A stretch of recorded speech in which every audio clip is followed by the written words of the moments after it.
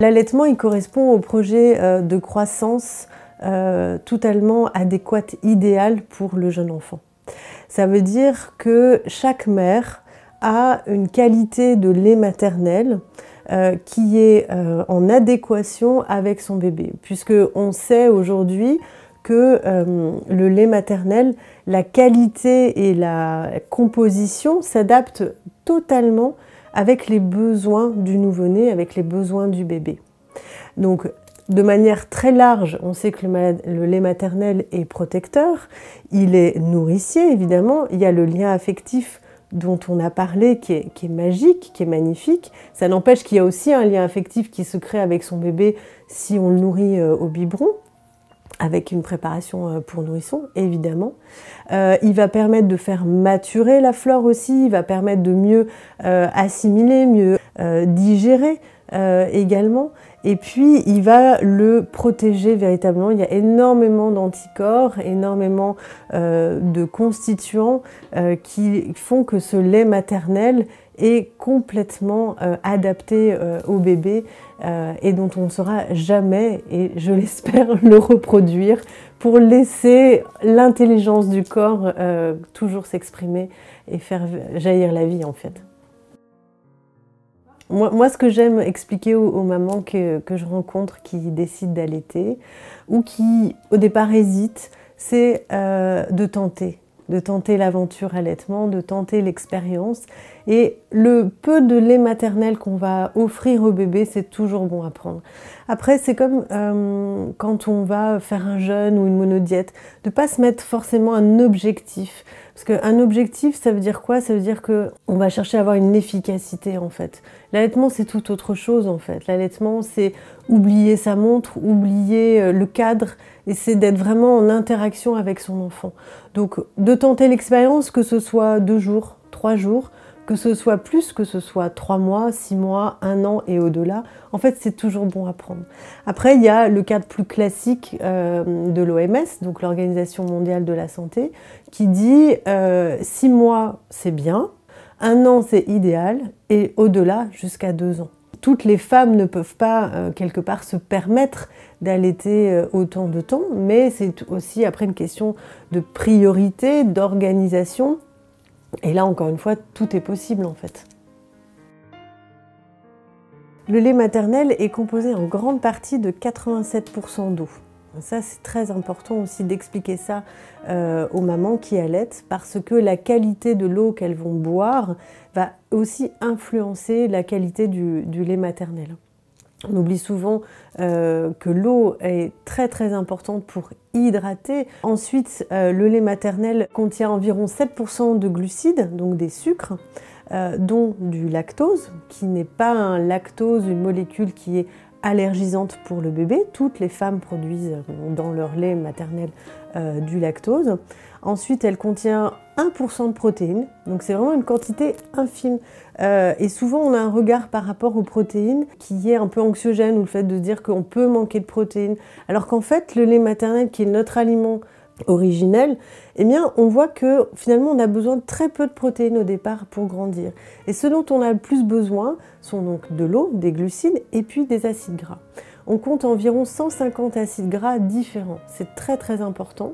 Et ces acides gras, ils vont remplir différentes fonctions, notamment au niveau de la fonction cérébrale et cognitive, de la vision, de l'ouïe, de la maturation aussi, en termes d'apprentissage, en termes d'assimilation de vitamines A, E, D et K. Et il y a, comme je le disais, énormément de constituants dont on ne connaît pas l'origine. Alors, y a-t-il des laits d'origine animale qui sont proches du lait maternel? En fait, à chaque fois, il va y avoir des choses qui vont se rapprocher, il va y avoir des éléments proches, mais on ne va jamais trouver en fait cette adéquation parfaite en lien avec le lait maternel. Alors, il y a souvent le mythe du lait de jument, du lait d'ânesse, voire même du lait de chamelle, qui se rapprocherait du lait maternel, mais à chaque fois, il va y avoir des éléments manquants et pas adaptés. Dans certains cas, on peut proposer du lait de jument lorsque c'est bien accompagné par un thérapeute. Et on va le proposer aussi sur des bébés qui ont des troubles de croissance, de développement en fait. Des bébés qui n'ont pas eu la possibilité d'avoir du lait maternel parce qu'on a des immunoglobulines qui se rapprocheraient du lait maternel. Donc ça pourrait être intéressant de donner du lait de jument. Et après, il faut que le bébé puisse là aussi bien le tolérer parce que le lait d'un animal, il est aussi le projet génétique et de croissance pour son bébé en fait, hein. Donc c'est la même chose. Moi, quelque chose qui m'a frappée, c'est qu'on dit qu'on est très très proche du chimpanzé. Et pourquoi est-ce qu'on ne s'est pas dit qu'on allait récupérer du lait de chimpanzé en fait? Parce que finalement ça pourrait être le plus adapté, ou même on pense qu'on est très proche aussi au niveau du codage génétique des porcs et des truies. Pourquoi est-ce qu'on ne s'est pas dit, tiens, on va aller chercher ou faire une analyse comparative? C'est une réflexion philosophique, éthique aussi, mais qui m'a interrogée. Les besoins fondamentaux du nouveau-né sont très larges. En priorité, c'est de répondre aux besoins pour leur croissance, pour préserver, prendre soin de son microbiote, c'est-à-dire l'état de sa flore intestinale, ainsi que de limiter et de prévenir tous les risques d'intolérance et d'allergie alimentaire. L'allaitement va remplir évidemment toutes ses fonctions et bien plus encore, puisqu'elle va remplir aussi les fonctions du lien affectif de la mère à son enfant. Et l'allaitement va favoriser et améliorer aussi la digestion et la maturité digestive du bébé, ainsi que l'assimilation, puisqu'il faut bien comprendre que le premier but majeur de notre alimentation, c'est d'aller nourrir nos cellules, c'est d'avoir une alimentation qui soit physiologique. Donc le lait maternel est vraiment une alchimie parfaite de constituants essentiels, parfois même des constituants dont on ne connaît pas tout à fait les propriétés, mais qui correspondent exactement aux besoins micronutritionnels de l'enfant pour le faire grandir, pour le faire évoluer, aussi bien au niveau de son cerveau, de son microbiote et de son interaction avec l'environnement. Les boissons végétales, dans un cadre qui est bien expliqué, bien sécure, c'est-à-dire au moment où l'enfant est diversifié avec des boissons poudre, eh bien, on peut compléter l'alimentation de son bébé avec des boissons végétales en poudre et jamais de liquide. J'aime vraiment insister là-dessus parce qu'on a entendu beaucoup trop d'erreurs et dramatiques qui nous touchent tous évidemment. Et du coup, on a incriminé les boissons végétales à mauvais escient pour dire qu'elles n'étaient pas adaptées. Donc encore une fois, il faut le voir de manière globale et il faut pouvoir bien expliquer quels sont tous les besoins de l'enfant. Ce que j'ai découvert aussi finalement en épluchant tous les feuillets de l'OMS, l'Organisation mondiale de la santé, c'est qu'il précise bien que lorsqu'on passe de l'allaitement à l'alimentation solide, l'alimentation doit être très riche micronutritionnellement. Or, quand on ne mange que des fruits et des légumes, on va avoir beaucoup de fibres, mais finalement on a très peu de glucides, on a très peu de protéines. D'accord ? Une carotte n'est pas riche en protéines et elle n'est pas riche en acides gras. Donc c'est certes très très intéressant, hein, l'alimentation végétale, bien au contraire, est à favoriser, sauf que l'enfant, ce dont il a le plus besoin, en rapport avec le lait maternel qu'on a vu précédemment, eh bien ce sont des glucides. Il a besoin d'une valeur protéique qui soit certes présente, mais faible, 1% environ. D'accord ? La carotte ne contient pas de protéines. Et il a besoin d'acides gras oméga 3 et d'acides gras équilibrés en oméga 9 et en oméga 6. D'accord ? La carotte ne contient pas ces acides gras-là. Okay ? Donc, les oléagineux, eux, l'amande, la châtaigne par exemple, qui n'est pas un oléagineux, qui est un fruit améliacé, mais certes, vont beaucoup plus remplir cette fonction-là en fait, parce que l'amande, elle est intéressante pour sa concentration protéique faible, justement, elle contient des bons acides gras et elle contient des glucides à index glycémique stable. Donc en fait, les oléagineux, donc les boissons végétales proprement parlées, elles vont être équilibrées en fait. Elles vont être biodisponibles, c'est-à-dire que notre corps sait exactement comment assimiler, comment utiliser en fait. On ne va pas aller extraire, on ne va pas isoler en fait un principe actif ou isoler un micronutriment. Comme quand on mange voilà, une amande, on va avoir des vitamines B, on va avoir du calcium, du magnésium, qui va permettre d'assimiler l'ensemble en fait. Et c'est ça qui est intéressant. À savoir qu'il faut utiliser des oléagineux les plus frais possibles, des oléagineux qu'on garde au réfrigérateur, parce que ça rancit facilement aussi. Et on va retirer, c'est-à-dire faire tremper les amandes, par exemple, dans de l'eau pendant une nuit, pour retirer très facilement la pellicule de l'amande qui contient beaucoup d'acide phytique et qui a un pouvoir allergisant. Donc chez les très jeunes enfants, c'est vraiment très important d'aller retirer cette pellicule. Elle n'est pas intéressante pour le jeune enfant. Donc les oléagineux, les boissons végétales, vont permettre de préserver aussi la maturité digestive, de préserver donc son système immunitaire qui va être beaucoup moins sollicité parce que c'est un aliment pour lequel qui est plus physiologique que du lait de vache, parce qu'on n'est pas fait de manière digestive et dans notre ADN pour aller digérer le lait d'un animal pour lequel on n'a pas voilà, toutes les briques de construction. Alors, les laits infantiles ou préparation pour nourrissons, il y a aujourd'hui un large choix. Ce qui m'a poussée à écrire mon livre « Quel lait pour mon bébé ?» et vous retrouverez véritablement plus en détail la composition de chaque lait par catégorie. Alors, ce qu'il faut comprendre dans les grandes lignes par rapport au lait infantile, c'est l'origine en fait des glucides, des lipides et des protéines. On va prendre déjà le premier aspect qui est l'origine de la protéine.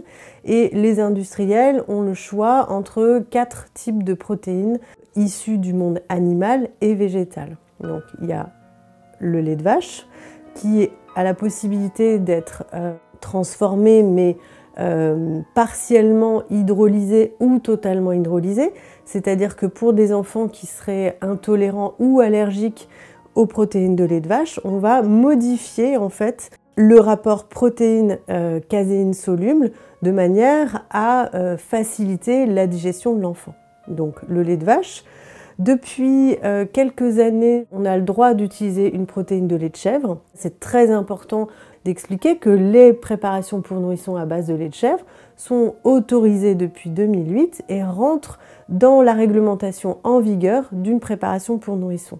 Ensuite, depuis les années 80 de mémoire, on peut utiliser des protéines de soja qui sont très controversées, à savoir tout de même que depuis 50 ans aux États-Unis, ils utilisent des préparations pour nourrissons à base de protéines de soja, ce qui est très différent du lait de soja qu'on achète en brique. Ça, c'est pas du tout un lait indiqué pour un enfant. Ça peut l'être à partir de 3 ans pour mettre dans une préparation gâteau, une préparation salée, dans des céréales, etc. Ensuite, on a le choix d'utiliser des protéines de riz hydrolysées. Là aussi, ça rentre dans le cahier des charges de l'alimentation infantile qui est attendue par le cahier des charges. Et donc, les protéines, ce qu'on appelle les hydrolysables de protéines de riz, sont des protéines à part entière qui remplissent totalement les fonctions attendues pour nourrir un enfant, pour le faire grandir, pour ses besoins de croissance, de maturité digestive. Elles ont beaucoup d'avantages. Il y a des études qui sont réalisées et qui montrent que cette protéine d'hydrolysate protéine de riz est très proche de la protéine, de la structure protéique du lait maternel. Donc ça, c'est l'aspect protéique dont les industriels, les fabricants ont le choix en fonction du type de lait qu'ils veulent utiliser. Ensuite, il y a la même chose donc, pour les sourcings en glucides. C'est soit des glucides issus du lactose, soit du petit lait, soit si on veut préparer une préparation pour nourrissons pour les enfants dits APLV, c'est-à-dire allergiques aux protéines de lait de vache ou intolérants, on va utiliser de la maltodextrine. La maltodextrine, c'est ce qui va remplir les fonctions attendues en termes de glucides. Bien souvent, quand on va lire une étiquette, on voit qu'il est inscrit en premier dans la liste de composition des laits infantiles, parce que les glucides vont participer à l'activité énergétique aussi de l'enfant. Il y a besoin de ces calories qu'il va trouver dans les glucides. Le seul souci avec la maltodextrine, c'est que c'est un sucre de charge qui est très important, dont on met de plus en plus en garde. C'est un hydrolysat très poussé en fait de sucre et qui va énormément solliciter la rate et le pancréas, qui est encore très immature chez l'enfant et qui peut donner plus facilement de l'agitation, plus facilement un métabolisme du sucre plus accéléré et donc créer une forme de résistance à l'insuline. Après, voilà, rassurez-vous, ça tient aussi du bagage héréditaire de l'enfant. Mais il est vrai qu'en naturopathie, on est dans un principe de prévention et dans une alimentation physiologique, c'est-à-dire qui nous correspond véritablement. Or, un sucre totalement transformé ne l'est absolument pas. Donc, c'est pour ça qu'il est intéressant de privilégier des laits qui sont élaborés sans maltodextrine, ou en tout cas qui en contiennent le moins. Ensuite, il y a l'aspect acide gras et la réglementation de 2020 qui va avoir lieu au mois de février prochain va obliger en fait tous les industriels à ajouter des acides gras que l'on nomme oméga 3 DHA, qui est une source d'acides gras oméga 3, qui est absolument indispensable au développement cognitif et cérébral du bébé. Alors il y a toujours eu des acides gras dans les laits infantiles. Le seul problème, c'est que la plupart des laits infantiles sont élaborés à chaud. Or, les acides gras ne supportent pas la chaleur. Donc, il faut éviter en fait de préparer à chaud et les industriels rajoutent évidemment des oméga 3, des acides gras, oméga 6, sauf qu'ils sont détériorés lors de la fabrication. Donc c'est absolument indispensable, quel que soit le lait infantile que vous choisissez, de rajouter des bonnes huiles dans chaque biberon, même si l'industriel a ajouter dans sa formule des acides gras parce que de toute manière ils sont en moindre quantité que ce qui est indiqué sur l'étiquetage. Okay. Pour moi, si on souhaite donner un lait infantile avant 6 mois, ça doit être impérativement une préparation pour nourrissons qui réponde à la réglementation en vigueur de l'alimentation du jeune enfant. C'est-à-dire que ça doit être un lait soit issu du monde pharmaceutique, soit issu du monde bio. Pour les laits infantiles biologiques, ils ont cette contrainte-là aussi de répondre à la réglementation en vigueur, la législation, et en même temps de répondre au cahier des charges du bio. D'accord ? Donc ils ont une double contrainte. C'est encore plus difficile, mais ce sont des laits qui vont être beaucoup moins riches en pesticides, insecticides, issus de l'industrialisation et l'élevage en fait des vaches. Hein. Et pour les chèvres, c'est pareil. Pour moi, de 0 à 6 mois, ça doit véritablement être une préparation pour nourrissons, premier âge, et à continuer jusqu'à 12 mois, 18 mois, parce que le lait premier âge remplit totalement les fonctions au-delà de 6 mois. En fait, les laits deuxième âge ont été créés pour pouvoir faire la commercialisation du lait premier âge. Donc, il n'y a qu'en France ou dans quelques pays européens où on trouve deux types d'âge en fait, de lait, premier âge et deuxième âge. Vous allez par exemple en Angleterre ou aux États-Unis, vous allez trouver un seul type de lait, pas forcément premier ou deuxième âge. Donc vous pouvez garder le lait premier âge jusqu'à 18-24 mois, si l'enfant boit encore de son biberon, sans problème. Le lait deuxième âge, en fait, n'a pas grand intérêt parce qu'il est souvent plus riche en protéines. Or, à partir de 6 mois, l'enfant va commencer à diversifier son alimentation, rencontrer aussi les protéines animales et végétales. Et donc, ça risque de doubler la charge protéique de l'enfant, dont il n'a pas besoin, puisqu'on a vu précédemment que le lait maternel est très pauvre en protéines, il a 1% de protéines.